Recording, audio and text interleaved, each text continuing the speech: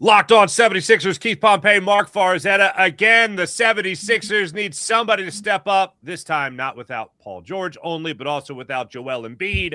VJ Edgecombe, that man. We'll talk about how that happened against the Warriors last night as the Sixers notched 5 in a row. All that and more in this edition of Locked on 76ers.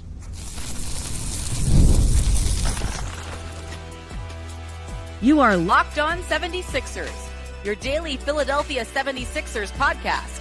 Part of the Locked On Podcast Network, your team every day. And we do thank you for making Locked on 76ers your first listen every day, part of the Locked On Podcast Network, now the #1 sports podcast network out there. And this particular episode is brought to you by FanDuel.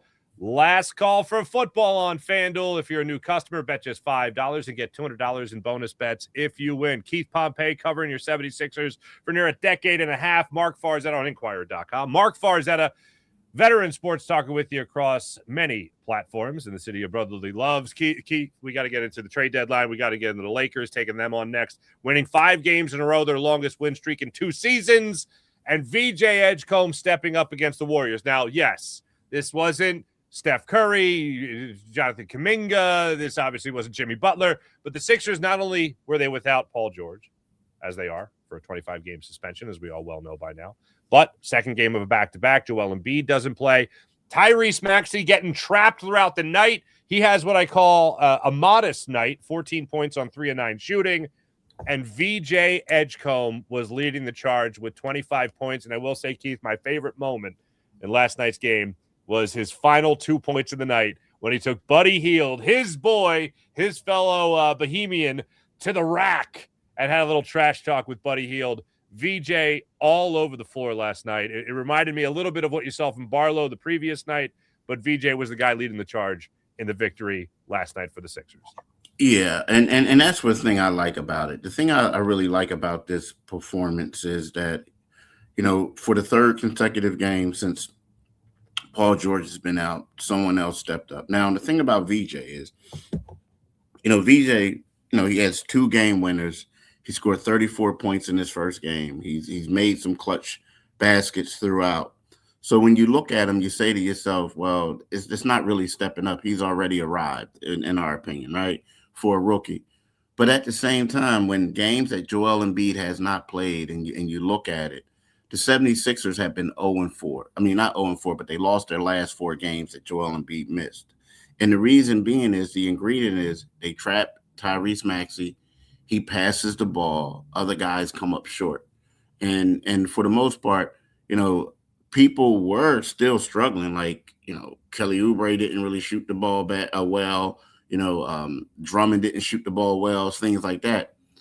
But VJ Edgecombe stepped up, and he was able to make those shots. And they were huge. That on a night, now don't get me wrong, he wasn't the only one that stepped up either. Like, they had some bench production as well. Wow, but the thing that stood out was, like, he was the lead on that night.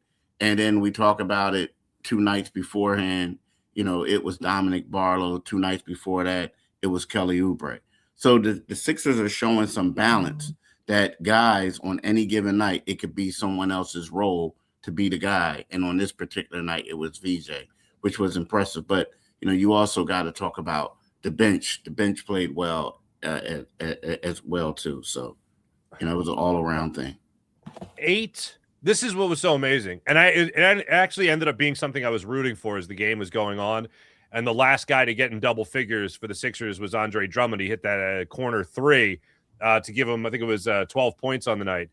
But 8 76ers finished in double figures in scoring. If you scored for the Sixers last night, you finished in double figures. So Jared McCain, he did not score, but he did play. The Sixers emptied the bench at the end of the game. None of those guys scored. But 8 76ers finished in double digits. Again, VJ led the pack with 25.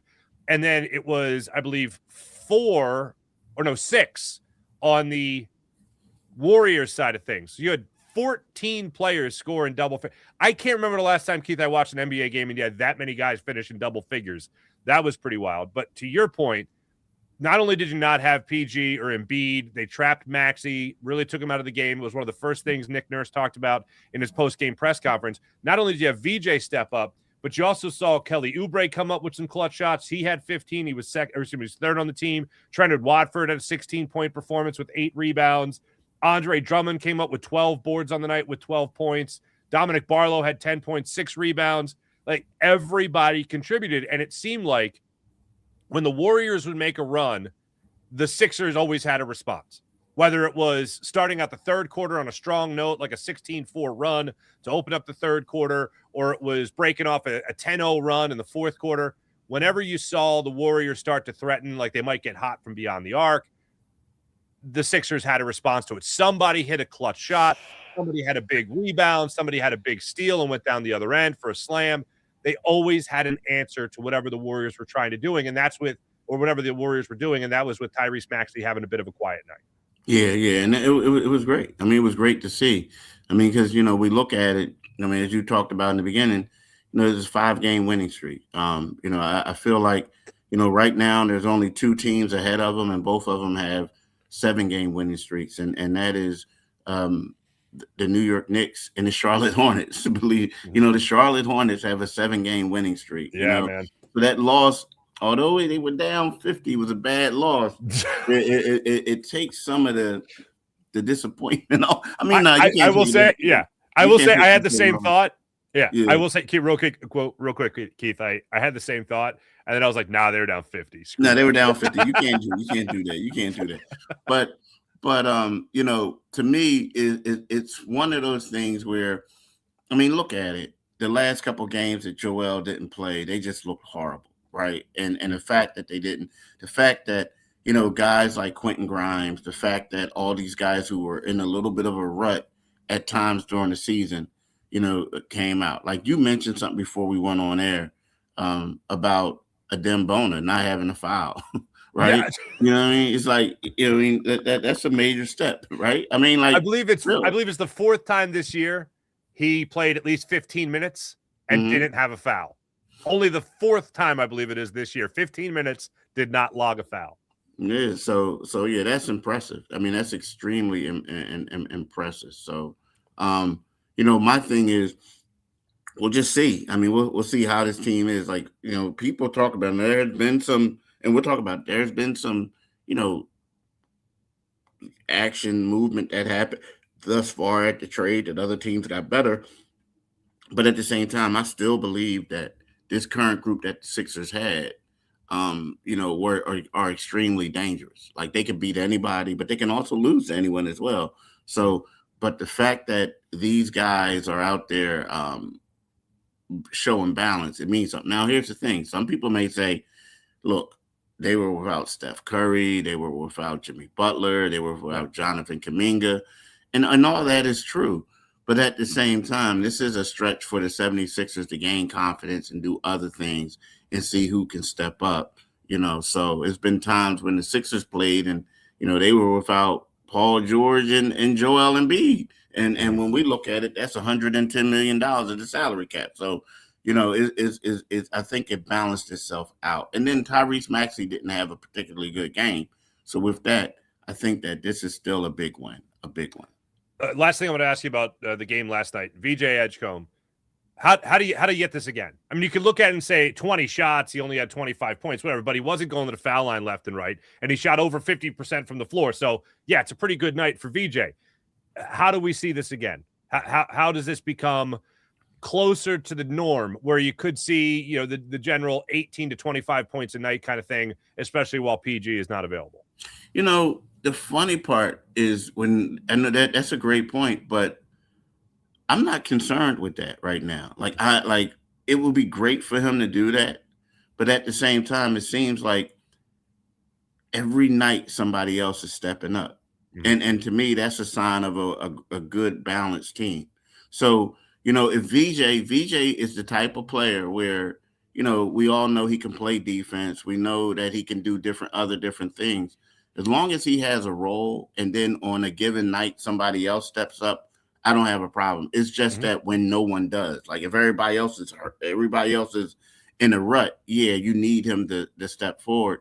But the last 3 games, I mean, I like what I saw. Kelly Oubre, Don Barlow, and now, you know, VJ Edgecombe, right? So now the next game is probably going to be the Quentin Grimes game, so, things like that. And it also makes the 76ers harder to guard because what you're doing is you're focusing on certain players and then the other guy is taking advantage of you. So that's good.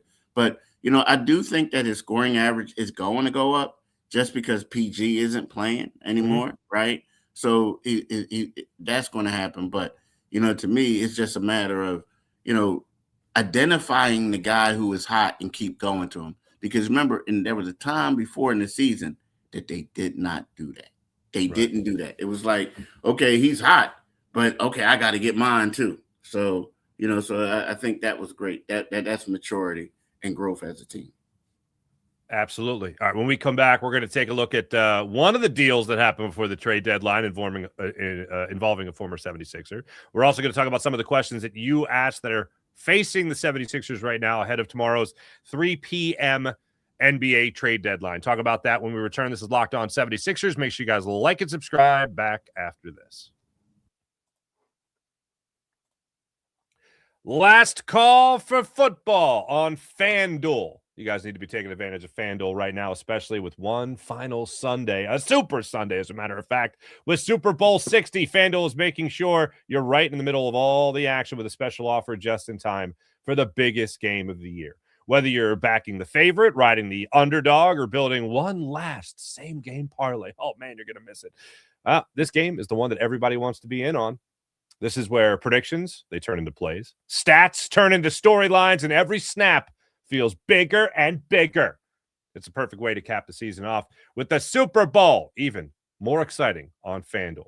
If you're a new customer, you can bet $5. New customer, bet $5, and you get $200 in bonus bets if your bet wins. So go ahead and make it count the final football Sunday, a Super Sunday, because after the Super Bowl, the season is over. Last call for football on FanDuel, an official sportsbook partner of Super Bowl 60. Visit FanDuel.com to get started. That's FanDuel.com. And how about the Everydayer Club? You have up until tomorrow, as a matter of fact, to take advantage of this offer from the Locked On Sports Network. NBA trade deadline, 3 p.m. tomorrow, when we want to tie in a free month of our new Everydayer Club to help get you ready. If you need a good new group chat to keep up with the chaos, join ours at the Locked On Sports Network. Everydayer Club gets you access to the group chat on Discord for 76ers fans you can break it all down with. And also, you can get ad-free versions of this show for one free month as being part of the Everydayer Club by the trade deadline. If you sign up by tomorrow, use promo code DEADLINE. That's promo code DEADLINE to get your first month free of the Everydayer Club. Tap the link in the show notes below to learn more for the Everydayer Club. Locked On 76ers. Basically, it comes down to Darius Garland for James Harden. James Harden doing the thing that James Harden does, step back jumpers and stepping his way off an old team. What did you make of the trade news, and how much better does this make the Cavs? I like it, and we talked about it a little bit yesterday. And the reason why I like it, and I had to explain it to a couple of my friends who was like, man, it don't make any sense. But to me, I don't look at James Harden as a guy when he was in Philadelphia. Well, it's similar to Philadelphia, but not like as far as a guy where, you need him to be the man at certain times, right? I think that what you have is you have a bigger guard, a guard who, we all know he can shoot. We know that he has stretches where he can take over still at his age. But when he was in Philadelphia, he was a better point guard than I thought he was. Like, he led the year that Embiid won MVP. He led the league in assists. Embiid led the league in scoring. He led the league in assists.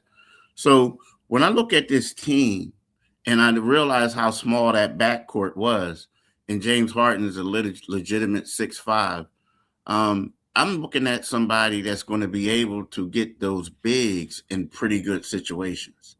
You know what I mean? Like, you got Evan Mobley, who's a lob threat, right? The same with all their centers are lob threats, but when we look at the scoring part, the difference in the playoffs is not really going to be James Harden. I know James struggled, but what is Donovan Mitchell going to do? You know what I mean? Like, Donovan, this is all on you, bro. Like, you struggled last year in the first round and lost to Indiana. So the thing is, what are you going to do? Like, it's your team. Like, you got James who's going to help out a little bit, but it's all about, right now you're one of the top scorers in the NBA. You got the defensive player of the year in Mobley. It's all about those two guys. And I think if you look at James Harden as a third option on this team, I think that is an upgrade over Darius Garland. Okay. Right now, maybe not for the future, but we're talking about the 2025-26 season. You know what I mean? So certainly. Yeah. Certainly. Let's get into one or two of these questions you have on Inquirer.com right now when it comes to the tough questions facing the Sixers ahead of tomorrow's trade deadline. One of the first things here is just identifying the reliable players. And the question literally written out is, do the Sixers have reliable players on the roster who can step up during George's absence? We've talked about VJ Edgecombe. We talked about Kelly Oubre. Tyrese Maxey continuing the scoring that he has had at the rate he's had this season would be great. Joel Embiid, since he's been taking off this year, you've seen that decline from Tyrese Maxey in terms of overall scoring, which to be expected and something we talked about a bit. But do you feel right now the Sixers have those reliable players in the absence of Paul George? I do. I mean, here's the thing about Paul. Like, Paul has, when everybody was together, when we look at Paul George, and this isn't a knock on him, but, I like what he does. But in regards to like a championship caliber team right now, at this stage of his career, you look at him as a third or fourth option on a championship team right now, like scoring option. He could do some other things. But I do think that right now you do have certain players who can step up. And I'm not going to bring in Maxey just because he's a leading scorer, right? But I do think like, Kelly Oubre, he can step up and do some of the things. The one thing that Kelly did when he was in Charlotte, he was putting down a lot, getting a lot of buckets. And then when he came here, he became more of a role player. Now, you can also argue that while he was in Charlotte, it was a struggling team, so shots were easy to get, right? But now I do feel like that this is something that he's been looking forward to since he's been with the Sixers, and I think that he can attack that. And we look at VJ Edgecombe, like we talked about before, 2 game-winning baskets, scoring 34 points in this first game, right? Taking over I think he had like 14 points or 12 points in one quarter during that game. So I do believe that they do have a couple guys capable. They may not be the guys that people will think and say, we got to go out and get said player. But, right now, when you look at it, I think that I would rather have those two guys than bringing in like a Zach LaVine or a DeMar DeRozan. You know what I'm saying? Like, I'd rather have those. So, yeah, I would say those two guys. Before I get to the next thing, it is a weird thing, but I really like this Sixers team. I like it as it's constructed. And barring any, blow it up type of move, which I'm not predicting at all, I really like this team. I like being able to watch a guy like VJ Edgecombe grow. I like watching a guy like Tyrese Maxey continue to not only get better at the game of basketball, but be a better leader and more of a veteran presence on this team, which is funny to say that about Tyrese Maxey because you still think about him as a young guy. And then Kelly Oubre always plays the game with a chip on his shoulder. Adem Bona taking steps forward in his career. Having a guy like Drummond come off the bench and get you. I really like where this team's at. And up until last night, you looked at a couple of games there from Jared McCain that he looked like he was really starting to put it together from the outside, which is a huge benefit for the Sixers. And maybe Quentin Grimes is starting to shake off a rut or get through a rut that he was in there for a while. I really like this team. I enjoy watching them. And last night was a perfect example of that, where they look, 25 points is a good game for VJ Edgecombe, obviously, but I wouldn't say he had 25 points. He went off last night, It was just fun. It was a fun brand of basketball to watch. And the other thing that we didn't even mention was the ball movement. I mean, it looked like, in hockey, you would use the term tic-tac-toe. Just the ball didn't stop. I'll use that phrase from last night's game. And I really enjoyed that up-tempo. Nick Nurse said after the game that they really wanted to make sure they got VJ Edgecombe started, especially after a 1-for-8 night from beyond the arc, 1 for 11 from the floor. He really struggled in the previous game. They got them right back on track, and everybody else followed suit. It's weird to say this before the deadline because I'm so used to saying, no, the Sixers need to do this, need to do that.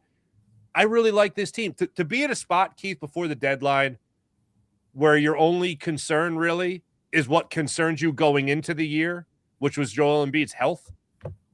I feel like that you're in a good spot. You haven't added to the problems, in other words. You've actually gotten better. And now with PG not being available, still being undefeated since the suspension, that also puts you in a pretty good spot before the deadline as well. Exactly. And here's something else. Before we get to the next question, we look at this, the way that this is set up, and, knock on wood, because the 76ers are known for letting you down when you get overconfident in them, right? Because things just happen. So I will say this. If the 76ers come out focused, extremely focused, the 76ers have a chance of, what are they on a 5-game road trip, going 4-1 on this road trip, at least, right? And the reason why I'm saying that is because for whatever reason, and I know why, it's the bright lights, Joel Embiid typically goes to LA and shines, right?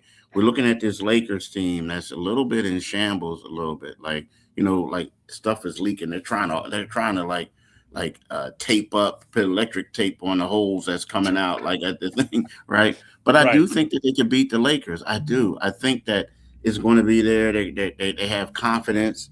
They're resting today. I do think they could go to LA and win. Of course, they'll have Phoenix, and then they have, it's a 6-game road trip. Portland. So then they have Portland and then Sacramento, right?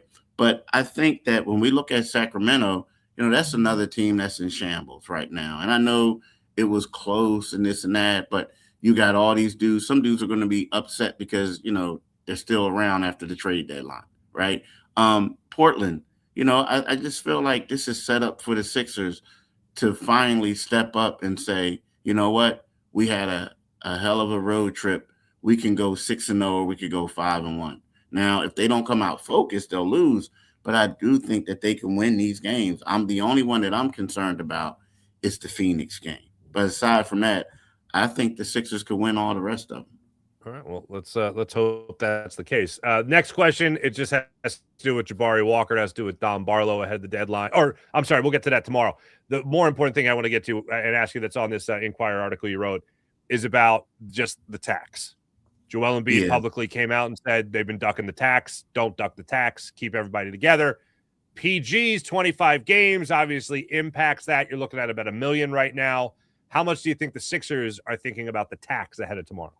I think they're thinking about it, but I do think that it does change the dynamics drastically, right? Mm-hmm. Because beforehand, you're looking at, one thing that I also think changed the dynamics was the fact that what Joel Embiid said. Now, I wrote that they shouldn't do it, right? But that's my opinion, right? Mm-hmm. But when you have a play that's just Pompey talking. But when you have arguably your franchise player coming out and saying, don't do this, then it looks bad when you go ahead and do it because he's basically calling you cheap, right? Basically calling you that. So I think that changed it a little bit. But when Paul George, when they got that, they $5.8 million, so it goes from $7 million to 1.2. I do think that it's one of those things that I do see them still making a move, but I think it's going to be a minor move. It could be a minor move, right? I think it could. And I think that it'll be a common ground where everyone will be happy. You know what I'm saying? Mm-hmm. It will be something that people will be happy. Right now you got a 5-game winning streak. Dude, could you imagine if you got rid of Kelly Oubre, who's your starting small forward, right? No. You know what I mean? No. Can you imagine that? What does that say? Mm-hmm. Drummond, who knows? He could still be in play. But at the same time, it's if you do that, you got to get somebody else. But beforehand, I felt like it was going to be an extremely bad look on the 76ers if they would have went ahead and made a deal, knowing that they had a chance to contend. Mm-hmm. I'm with you 100%. All right, when we come back, we talked about it a little bit already. We'll get more into it when we talk about that Lakers team and where they're at right now. Sixers tip off against them tomorrow night. We'll get into that when we return. This is Locked On 76ers. Make sure you guys like and subscribe back after this. And how about the Game Time app? You want to get into the game, the concert, the comedy show? Game Time app has you covered. Nothing like being at an NBA game. Nothing like being at that concert, the comedy show, whatever it might be. Download the Game Time app, create an account, use promo code LOCKED ON, and get $20 off your first purchase. Game Time gives the advantage back to the fans because that's what you want. You want the advantage when you're buying tickets. You want the Game Time guarantee that you're getting authentic tickets. You pull up the Game Time app, you pick up an NBA game, whatever it might be. Bang, tickets are right there in just a few taps. The all-in pricing, that's the game changer as far as I'm concerned on the Game Time app, because when you're paying for tickets, you don't want to all of a sudden go to checkout and see that, oh, whoa, $10 more per ticket? A group of tickets, you're talking about $40, $50 all of a sudden? I don't think so. Game Time lets you see the all-in pricing up front, so you're taking the guesswork out of buying tickets, especially when you use the seat view feature as well, so you know the seat's vantage point before you buy it. So get last-minute ticket options also for NBA tickets or whatever you like on Game Time app. Everything feels quick, intuitive, and stress-free start to finish. So again, take the guesswork out of buying NBA tickets on the Game Time app. Download the Game Time app, create an account, use promo code LOCKEDON, LOCKEDON, for $20 off your first purchase. Download the Game Time app today, and remember, it's gametime.co, not gametime.com. Download the Game Time app today. And Quo, if you guys aren't using Quo, what are we even doing here? New year, new systems. This is the time when a lot of us look at those messier parts of the job and think, there's a better way to do this. That's where Quo comes in. Quo. Quo, the smarter way to run your business communications, because your team is reachable, organized, and communicating in one place. You're not just working cleaner, you're creating more opportunities to connect with customers. You're going to love how Quo runs things. Your whole team can call and text from one shared number, so nothing gets missed. Everyone sees a full conversation thread, which makes replies faster and more personal. And Quo makes smart AI tools automatically logs calls for you, summarizes conversations, and highlights the next step so that you don't let anything slip through the cracks in your business. It's no surprise Quo is the #1 rated business phone system on G2, trusted by more than 90,000 businesses, from solo operators to growing teams. Make this the year no opportunity and no customer slips away. Try Quo for free. Plus, get 20% off your first 6 months when you go to quo.com/lockedonnba. That's QUO.com/lockedonnba. Quo, no missed calls, no missed customers. LA Lakers, will give you more of a preview ahead of the game, but they also have an off night tonight. It's a 10 o'clock tip-off as part of this 5-game road trip for your 10-9-8 76ers. Clippers coming to this game right now in the Western Conference as the 5 seed, 9 games behind the Oklahoma City Thunder. The Lakers right now have won 6 of 4, coming off a win. That's what they got going on. They are a 30-19 team right now on the season. And Keith, you're feeling optimistic that the Sixers can pull out this win.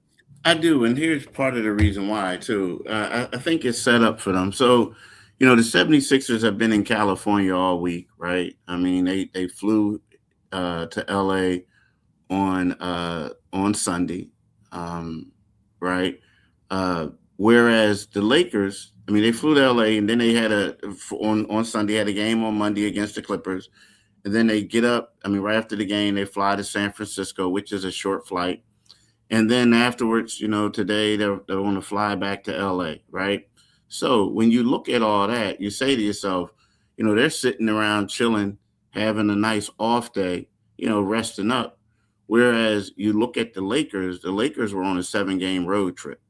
And their last 5 games, actually, it was longer than that. 1, 2, 3, 4, 5, 6, 7, 8. They were on an 8-game road trip, and their last 5 games were against Eastern Conference teams, right? Nets, Knicks, Wizards, and Cavs. If you Cavs, and then before that, it was Cleveland, right? So they were out here, and typically, you always find out that the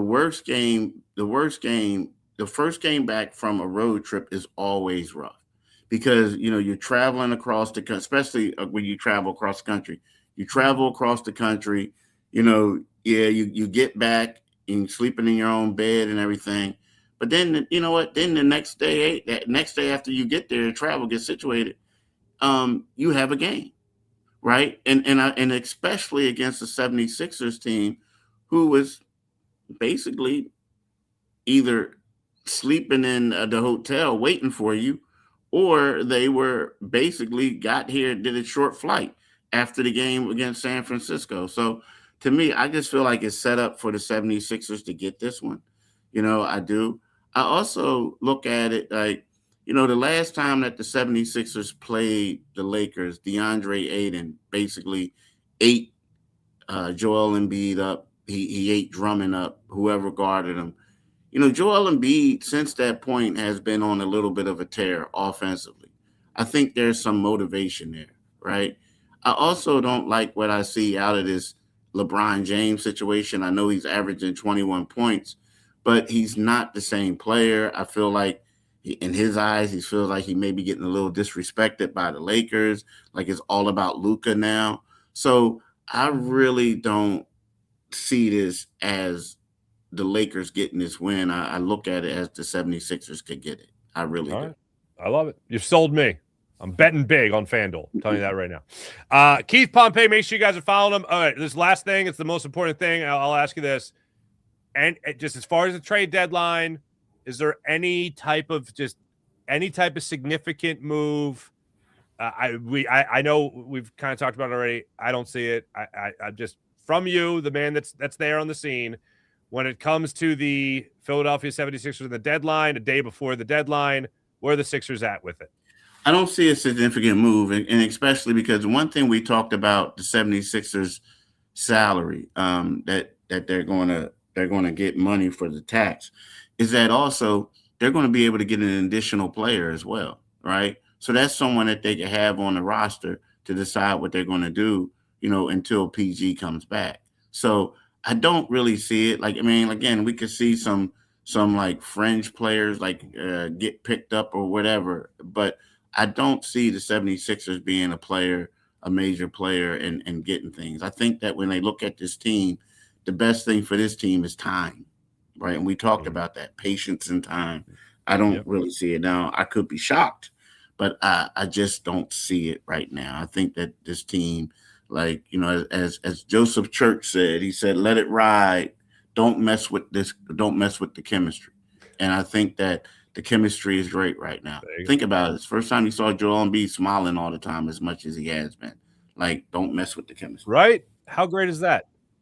And by the way, I agree with Joel Embiid about missing out on the All-Star game. He's in a good place. Good, man. Keep that same energy, please. I love it. And also the same production when he's playing. Love it too. Keith Pompey, Inquirer.com. Make sure you guys are reading him and following him on all social media platforms. Make sure you guys like and subscribe. Locked on 76ers as well. We see you guys in the chat. We appreciate you guys being part of the show. Thanks for listening. Thanks for watching. Back with you guys tomorrow for a trade deadline day edition of Locked on 76ers. See you guys then. Mm-hmm.